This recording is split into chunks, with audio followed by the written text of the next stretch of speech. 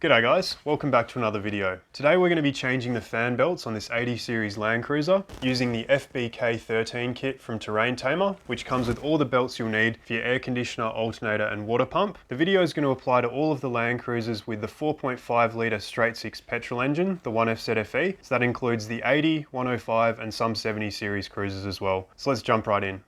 We'll just quickly run through all the tools and parts that you're going to need to do the job, but as always we'll put a full list along with timestamps if you'd like to jump forward down in the description below. We've got some safety glasses and some gloves along with a light source, in this case a head torch. We've got a breaker bar and a socket wrench with 12 and 14mm sockets and a couple of different extensions to suit, and then a 12mm spanner, or if you have access to it, a ratcheting spanner is quite useful as well, and then a torque wrench to go along with those 12 and 14mm sockets. Next, you're going to need some form of belt tension measuring device. In this case, I've gone for a cricket type gauge. There are several different gauges you can use here, but we picked this up online for about 30 bucks and I'll put a link down in the description below. As for the parts we're going to be installing, the FBK13 kit comes with your two belts. They're actually identical for the alternator and water pump. There's the part number down there.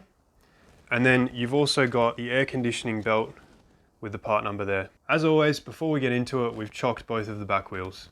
So we're up underneath the front of the car now, and the first thing we need to do is remove the factory bash plate that sits above the steering damper here. We're going to need to remove 4 bolts, and for that you're going to need a 12mm socket.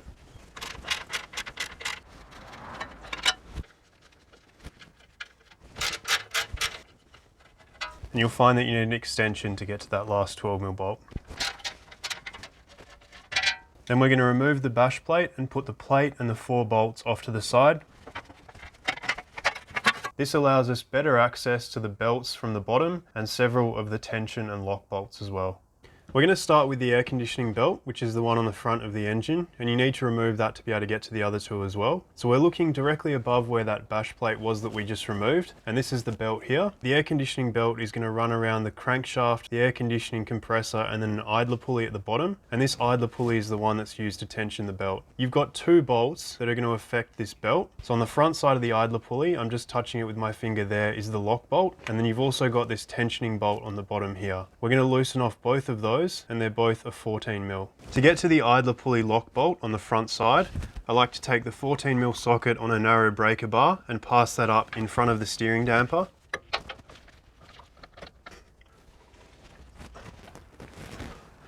And then with a nice long extension, we're going to access and loosen the 14mm tensioning bolt just here. As we loosen this bolt, it's going to take the tension off of the belt. We're going to get this nice and loose to give us plenty of room to work with for feeding the new belt over the pulleys.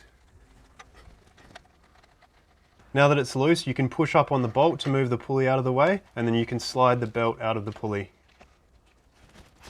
Looking down from the top of the engine bay now, we should be able to loosen and remove that aircon belt. So this is your aircon compressor here and your fan for reference. So you just want to grab onto the belt and pull it off of the pulley. It's popped off there, and then same thing on the other side of the fan. You've got the crankshaft pulley that we're going to pull it off of, and then it's nice and loose, and then you can pull it out through there. We're going to look at the alternator water pump belts now. So that's these two down here, which run in parallel. The first bolt that we need to loosen is the pivot bolt, which is just above the alternator. It's this bolt that I'm touching with my finger here, and that's a 14mm. So we've got the 14mm socket on a short extension, and we're going to loosen off that pivot bolt.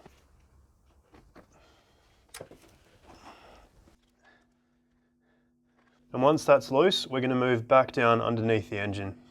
So next up, we're going to loosen the alternator lock bolt and adjusting bolt. So the lock bolt is this one here, adjusting bolt is this one here. I'm going to show loosening the lock bolt from the top side of the engine with a 12mm socket. Once the lock bolt's nice and loose, we're going to take our 12mm spanner and loosen off the adjusting bolt. Just take care because this hose runs right next to the head of the bolt. Similar to the arrangement with the air conditioner pulley, as you loosen off this adjusting bolt, it's going to allow the alternator to pivot slightly and release tension on those belts.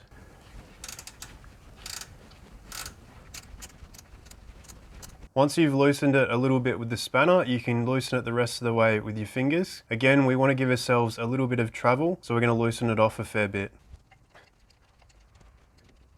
Once that bolt's nice and loose, you can pull on the belts, and you'll see that up above, that'll rock the alternator inwards, loosening the tension on the belts. Like that, and then you'll be able to massage the belts off of the pulleys. Now these two belts run in parallel around the alternator, the crankshaft, the water pump and an idler pulley as well. First belt's nice and loose, and we'll do the same thing with the second belt. And then we'll jump up above to remove those belts. The two belts are loose, we just need to get them past the fan. You don't need to remove the fan to do this. What we're going to do is just feed the belts around the fan. Slowly rotate the fan as you go. And you'll be able to get the belt out like that. Same thing for the other belt. Put it behind the fins at the top and you're just going to slowly rotate the fan, feeding the belt around. And you should be able to just pull it out like that. So we're going to install our new belts now, and that's going to happen in the reverse order that we removed them. So grab one of the two longer belts from in the kit and we're going to pass it over the fan. Again, you can rotate the fins to make this a bit easier. I'm going to start with the crankshaft pulley at the bottom, and we're going to be putting this belt on the inside channel closest to the engine. Once it's sitting in that channel, I'm going to pass it around the alternator pulley, and again on the inside channel. And then lastly, the water pump up here. There we go, just make sure that's all the way in, and then we're going to grab the other belt and repeat the process. This belt will go on the middle channel out of the three on the crankshaft pulley and on the outer channel on the other pulleys.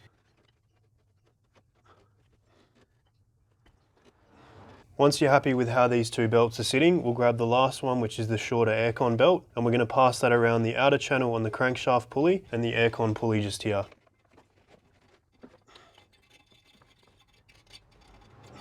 Now we're ready to jump underneath the car and pass that aircon belt around the final pulley at the bottom and tension the new belts. It's worth noting that if you're having trouble getting the new belts around all of the pulleys, they are shorter than the used belts because they've stretched over time. So make sure you've backed off the adjusting bolts as much as you can to give you lots of clearance to work with. To pass the aircon belt around the tensioning pulley, you just want to have it nice and loose and push up on the bolt, and then you should be able to slot the belt in. And while we're here, we're going to start by tensioning the aircon belt first. So we're going to tighten this bolt, and as we do that, it's going to pull this tensioning pulley down. Then you can take a socket on an extension, and this one's a 14mm.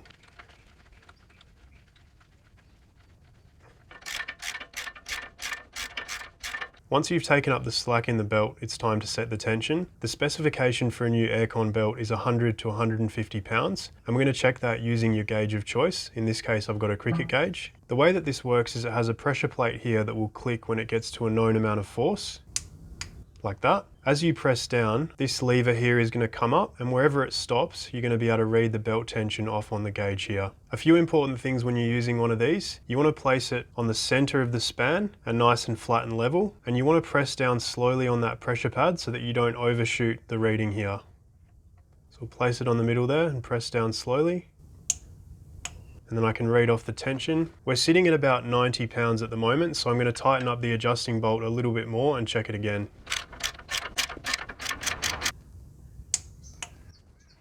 So I can see that it's now sitting at about 130 pounds of force, which I'm happy with. In order to maintain this tension, we're going to tighten the lock bolt on the front side of this pulley. The idler pulley lock bolt is a 14mm, and you can get your torque wrench in from the bottom in front of the steering damper. We're going to tighten this one up to 29 foot-pounds, which is 39 Newton meters.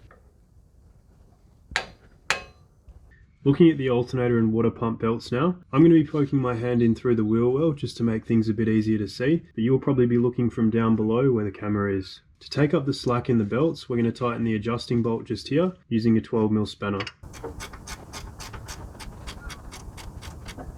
Once you've taken up the slack in the belts, we're going to follow the same method that we used for the air conditioning belt of checking the tension and then tightening the adjusting bolt as required until we reach a desired value. In this case, the specification for a new belt is 90 to 130 pounds.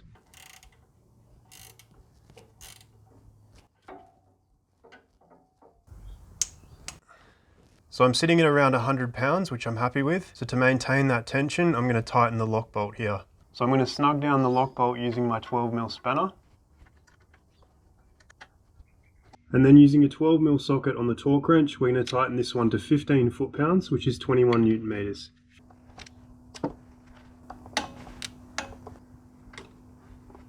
Lastly, we need to tighten the pivot bolt, which is on top of the alternator. This is a 14mm and the torque specification is 43 foot-pounds, which is 59 newton meters.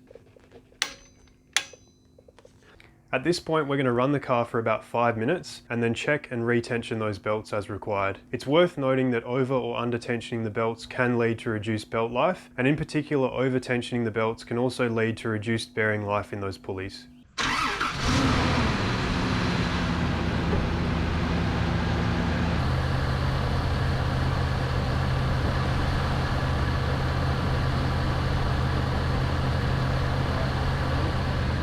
Lastly, we just need to reinstate the bash plate that we removed from the front, so we're just going to pass that in around the steering damper. And then we can put back the 4 bolts that we removed.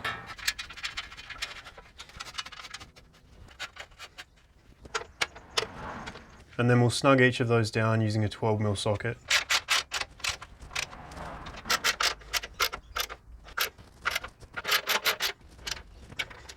It's a great idea to hang on to your old belts as critical spares that you carry with you in the car, particularly the alternator water pump belts, because if you do snap those, you're looking at a flat battery and the engine overheating, which is not a fun day. If you made it this far through the video, we'd really appreciate you considering subscribing, as it helps out the channel and you won't miss out on our ever-growing list of DIY content. Thanks for watching, and we'll see you next time.